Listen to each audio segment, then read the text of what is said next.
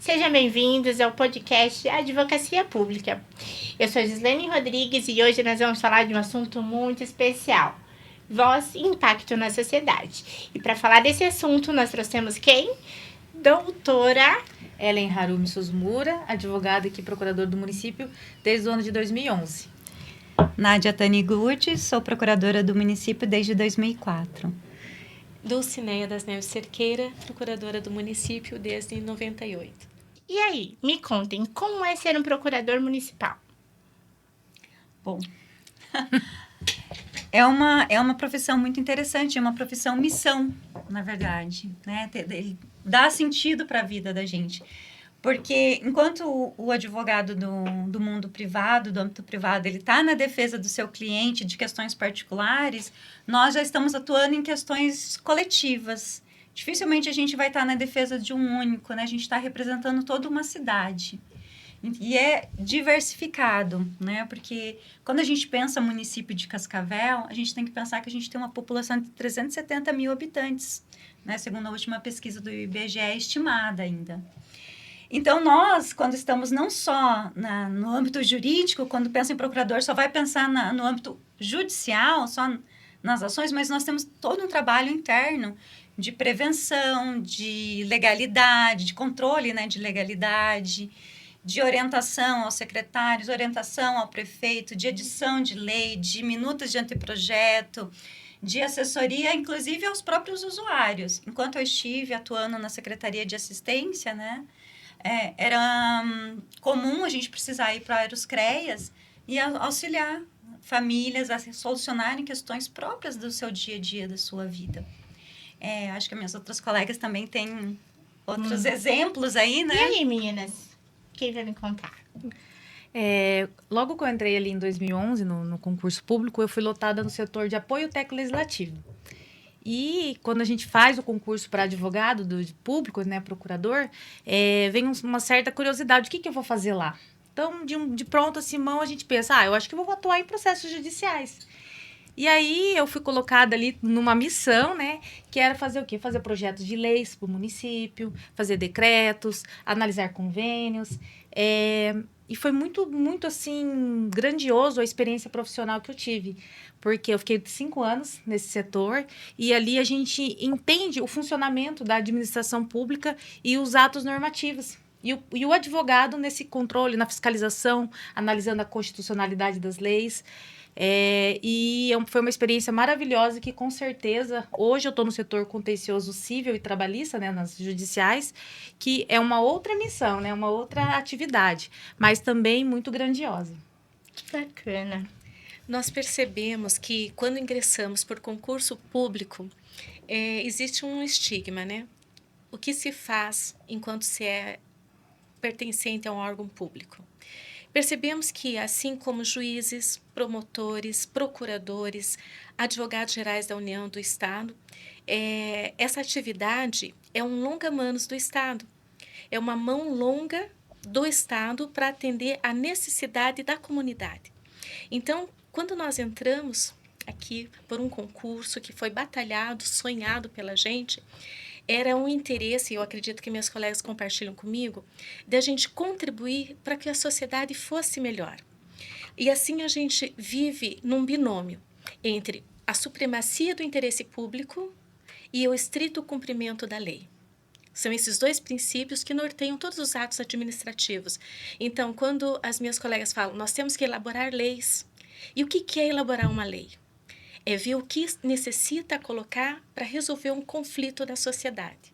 Por exemplo, eu sempre falo esse exemplo para as meninas, porque eu entrei em 98, não existia shopping em 98, não existia mercado aberto ao domingo em 98.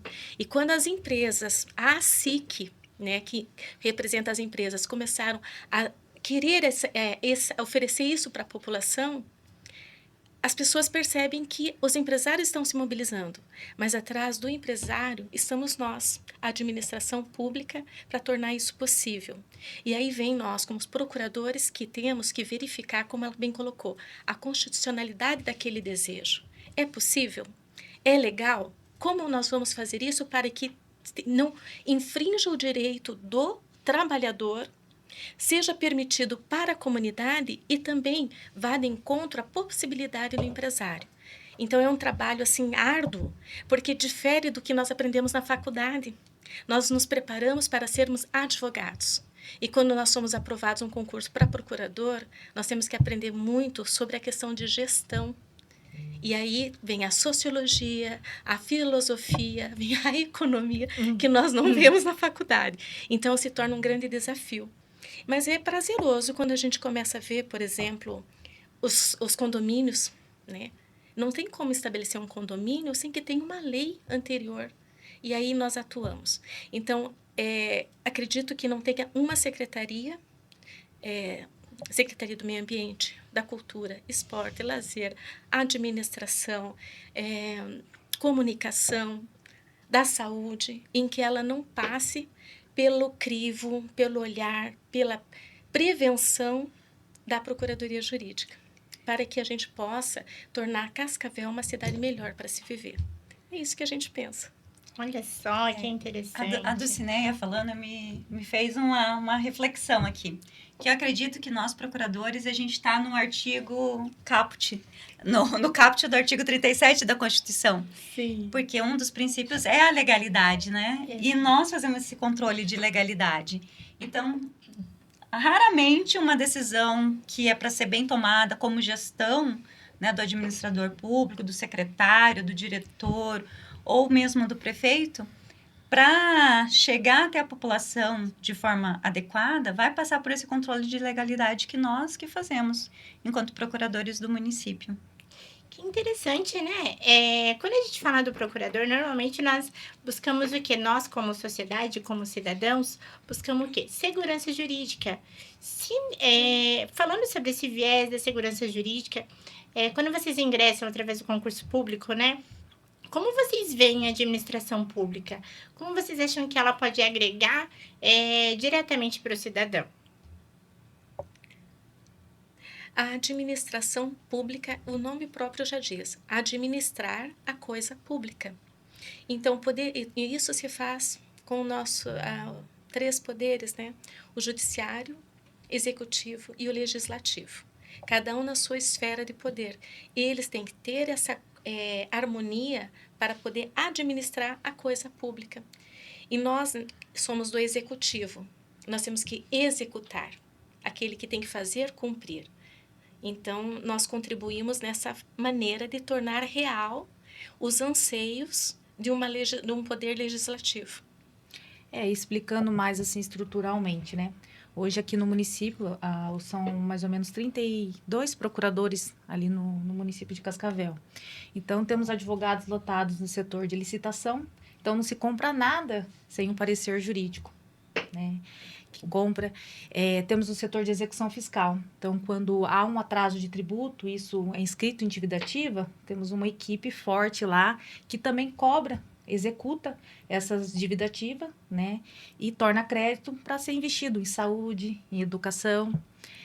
Temos advogados lotados no setor também da educação, né? Temos várias ações judiciais, por exemplo, de vaga de creche, dentre outros temas, né? Temos o setor do contencioso civil e trabalhista. Ali é como se fosse um clínico geral, né? Que tem todas as ações de outras naturezas, como indenizatórias, ações de servidores, né, estatutários, ações de terceirizadas. E o que é nós ali? Nós estamos defendendo o município. E o que é o município? É todo o interesse da população. Então, quando diariamente você está ali contestando uma ação judicial, você está protegendo o erário. Você está protegendo o cumprimento da lei para que isso não cause uma despesa pública. E nós, na qualidade ali de procurador, a gente não faz só a atividade de defender, também nós fazemos a atividade de prevenir. Prevenir que ações judiciais aconteçam. E isso é muito assim, eu acho assim que é uma função institucional, assim, que foi um dos motivos de eu hoje estar trabalhando nessa área, de saber que diariamente eu acordo com essa vontade de defender, que é o município. Então, eu não sou advogada de uma pessoa, eu sou advogada dessa população inteira dessa cidade, né? Olha só que bacana, gente. Que experiência bacana, realmente. É uma missão, né? É uma missão. E para falar de missão, vamos falar de função social, né? Então, aqui temos algumas perguntinhas que eu acho que vai agregar bastante. Me respondam. quais são os principais desafios jurídicos enfrentados pelos municípios hoje? Me contem. Olha, bom, primeiro que começa assim, o município começou a ele ser um ente político com capacidade administrativa, política, com a Constituição de 1988, né? Até então a gente existia os municípios, mas eles não tinham uma administração que era eleita pelo povo e ele não tinha também capacidade de administrar e coletar receitas, né? Hoje isso a gente tem, né? Desde 88. E os municípios se transformaram em grandes protagonistas de todas as políticas públicas, né?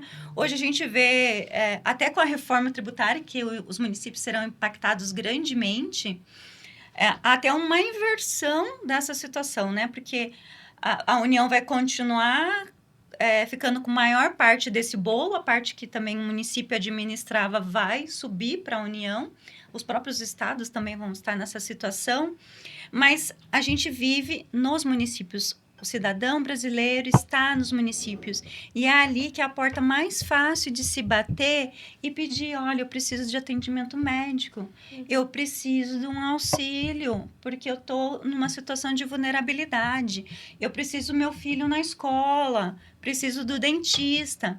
Então, a gente vê que a função social do procurador está anexa, intrínseca à existência dos municípios e da grande importância que eles têm.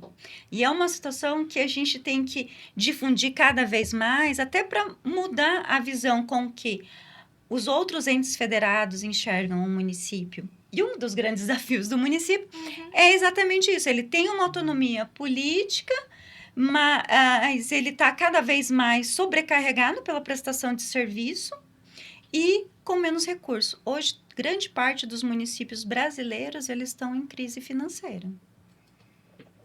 Eu acho interessante isso que a nossa colega colocou, porque a comunidade ela precisa ser atendida em suas necessidades básicas, né? E é isso que mais impacta no nosso orçamento. E para que se mantenha a prestação dos serviços, nós precisamos das arrecadações. E como ela bem falou, o território municipal é onde vivemos. Então, é no território municipal que nós vamos gerar a contribuição financeira, os recursos tributários. Mas essa verba não fica com o município. Existe a hierarquia federal, estadual e municipal a que somos subjugados. E a verba que é arrecadada, infelizmente, ela vai para a União e a União redistribui. Então, o que volta, nós entregamos para a União e a União nos devolve uma quantia pequena, que às vezes não é satisfatória para atender os serviços públicos prestados. Aí que vem aquelas reclamações que a gente ouve. Como é grande a fila do SUS. Como é grande a fila do SUS. Nós, município, operacionalizamos o atendimento do SUS. No entanto, a verba é destinada pelo federal. Então, como a doutora Ellen colocou, para que tenha a compra de medicamento, nós fazemos licitações. No entanto, o limite é da nossa verba estabelecida por uma lei federal. Nós, então, o município se sente alijado, porque nós vemos, nós sentimos, como estamos próximos, nós sentimos a dor da sociedade. Né? Quando nós vemos uma criança numa situação de vulnerabilidade, de risco social, a população de rua marginalizada, e a gente está lá. Então, nós temos toda a nossa equipe montada para atender. A equipe da Secretaria da Assistência Social, servidores municipais para atender. No entanto, nós carecemos de recurso financeiro para poder abarcar toda essa necessidade. E isso chega a doer no coração da gente, sabe? Porque a gente sabe que a pessoa precisa, a pessoa confia no poder público e nós, na esfera municipal, nos encontramos nessa dicotomia de ver que não é fácil conseguir recursos e como batalhamos para isso. A Procuradoria, a Secretaria de Finanças, a Secretaria de Planejamento batalha para poder trazer recursos do governo federal e falar, escuta, nós temos uma população aqui em Cascavel que precisa ser atendida, precisamos de verba. E tudo isso é um trabalho de formiguinha e trabalho de bastidores, que muitas vezes a população não sabe que nós estamos lá batalhando para poder que ela tenha um pouco melhor, um pouco mais de qualidade, para que chegue na farmácia básica, ela possa ter lá o medicamento que é listado também por uma lei federal, não é municipal, né? Então, quando se fala assim, eu tenho que entrar com uma ação para poder ter o meu medicamento, e nós olhamos e falamos assim, sim, infelizmente, se fosse por nós, município, ok, mas depende de uma lei federal. Então, nós sabemos que não é fácil, porque a gente vê o sofrimento da população. E por isso que acredito que nós, assim, que somos servidores públicos, temos um princípio da continuidade do serviço público justamente para isso, para que a máquina continue funcionando e não pare os serviços de atendimento à sociedade. Os essenciais, né? Os essenciais, segurança, né, saúde, escola, lazer. É bem interessante esses assuntos, gente. E quando a gente fala da função social, automaticamente nós sabemos que é uma dúvida que eu tenho, quero perguntar. Vamos lá. Quando a gente fala de arrecadação, automaticamente sabemos que a administração ela é responsável por administrar, né, os tributos, enfim. A administração consegue oferir receita? Administração Pública Municipal? Isso. Sim.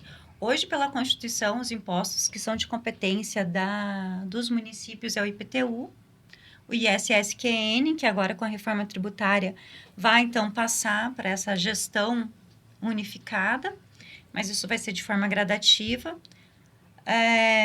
Nós temos as taxas, né? O ITBI, né? Que são a vara de funcionamento, que são as taxas. ISS. Tem coleta de lixo, né? Que é um dos serviços que é de competência do município.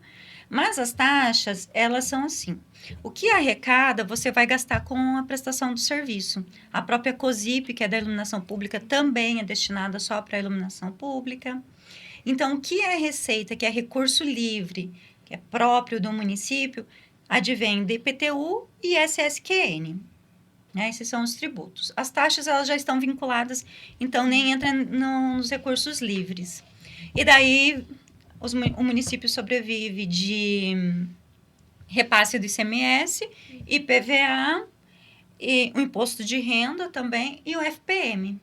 Sempre um percentual. Ou vem da esfera federal ou da estadual. Bacana. Na verdade, eu acho assim que é quase um milagre, porque é muito serviço prestado, né? Você vê, hoje em dia tem a saúde, os postos de saúde, aí tem a parte de recursos humanos, que são servidores que lá trabalham, tem a parte de educação, as escolas municipais, os CMEs, né? Então, é prestação de serviço 24 horas por dia, né? Tem a parte da limpeza. A limpeza pública. Nós temos a questão do ambiental também, né? Do zelo pela coisa pública. E diariamente acontece inúmeras coisas no município, que causam ações e reações de cunho indenizatório, que é também, normal, né? De um asfalto, de uma árvore, tudo isso nós temos que fiscalizar. São muitas secretarias diariamente prestando muito serviço público a um orçamento curto. Atualmente o município tem 27 secretarias. E, se eu não me engano, 5 administrações indiretas.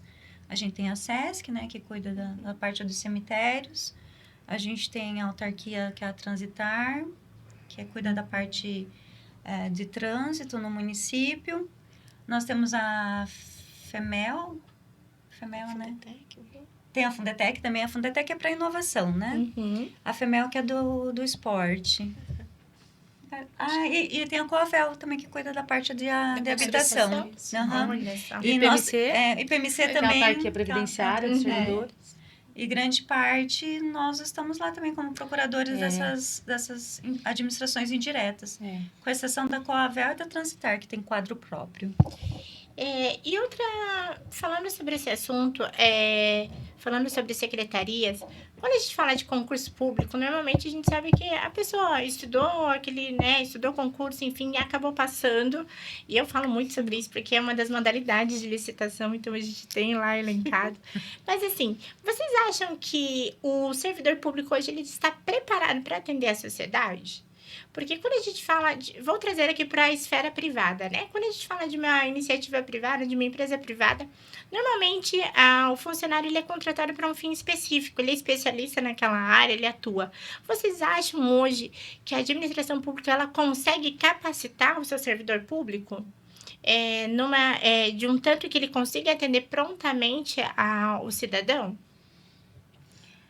Olha, eu acredito que nós estamos em déficit nessa parte. É muito mais garra do servidor público. Quando a gente entra na administração pública, aquela pecha que tem servidor público não trabalha, desaparece. Porque normalmente a gente vive em escassez. A gente faz milagre com poucas coisas. E é muito empenho, é muita dedicação, desde o servidor que tem um serviço menos complexo até o mais complexo. É do próprio sangue, porque cada vez mais os recursos são poucos, né? Agora mesmo a gente está em contenção de despesa, o prefeito deu essa determinação para a gente conseguir fechar as contas, atingir as metas, né, do PPA. E uma das coisas que é cortada é a capacitação, né? O que nos salva hoje é que há muita divulgação de cursos gratuitos pelas escolas de governo, do Tribunal de Contas, do TCU, do Senado e também do nosso próprio bolso. Eu vou dizer, um servidor público é um ser humano de muita garra. Porque existe concurso de nível médio a nível superior. Só que quase que a maior parte dos nível médio tem, sim, curso superior custeado com recurso próprio, né? Uhum. E, assim, é muito serviço, é muito trabalho. Só quem trabalha ali todo dia sabe que a demanda é grande, a urgência é diária, de demandas que chegam e não param de chegar. E, assim, o ideal, eu acho que é meio intangível, mas a gente está na busca dele, né? Diariamente, buscando ferramentas para cada vez melhorar. Mas eu acho, assim, que tem muitas coisas para melhorar, mas estamos no caminho, né? Isso é importante. E vamos falar de rotina? Contem para mim aí, como é a rotina de um procurador municipal? A palavra eu acho que é urgente, né? Tudo é urgente, urgentíssimo. O que faz a gente desenvolver, sendo servidor público municipal, especificamente ali no nosso cargo, é o volume, né? É um volume muito grande de processos. Eu atuo dentro dos processos judiciais e administrativos. Então, você tem que ter uma organização e uma clareza e uma objetividade. Então, assim, você tem que trabalhar também o seu psicológico, né? Porque o papel do advogado é um papel que impõe responsabilidade para a tua vida. Não é só para a tua vida funcional. Ele impõe responsabilidade para a tua vida, inclusive particular. Porque se você errar, você é responsabilizado.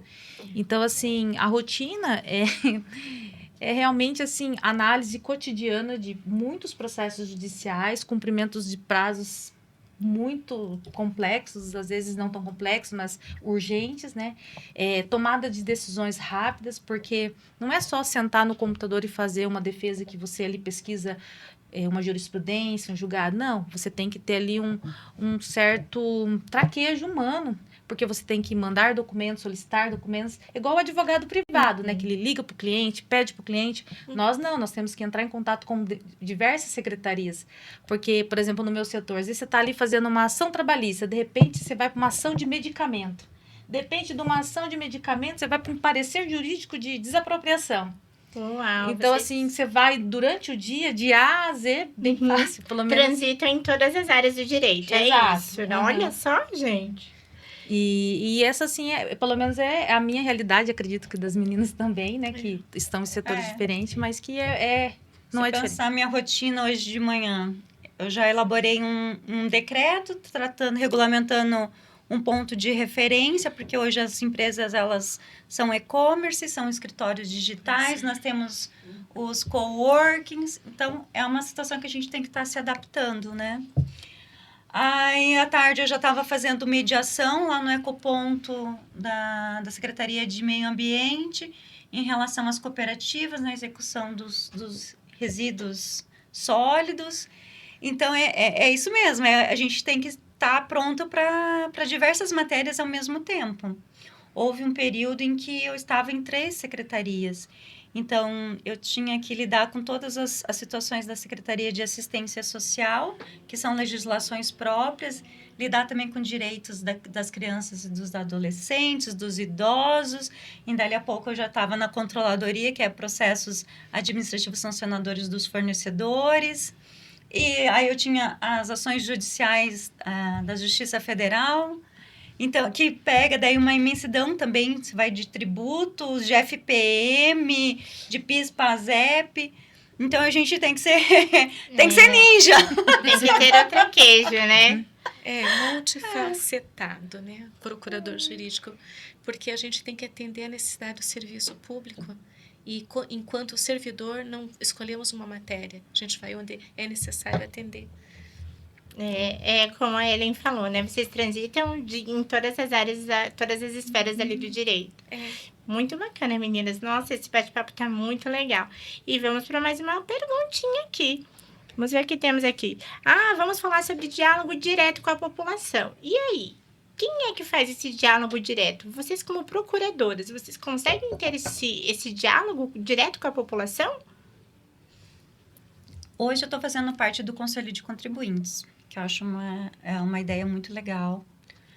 Já está instituído isso na União, né? No município a gente começou em 2017, e em que a sociedade civil está participando, né? A sociedade civil organizada. Hoje a gente tem a SIC, a MIC, a própria OAB faz parte também. E a gente vê um engajamento tão grande, né? Então, a gente faz esse diálogo com a sociedade.